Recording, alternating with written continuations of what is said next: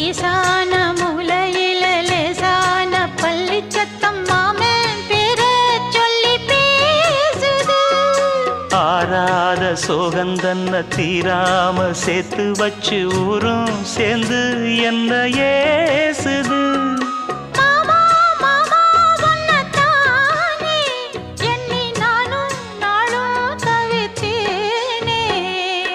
கூண்டுக்குள்ள என்ன வச்சு கூடி நின்ன ஊரை விட்டு கூண்டுக்குள்ள போனதென்ன கோலக்கிளியே.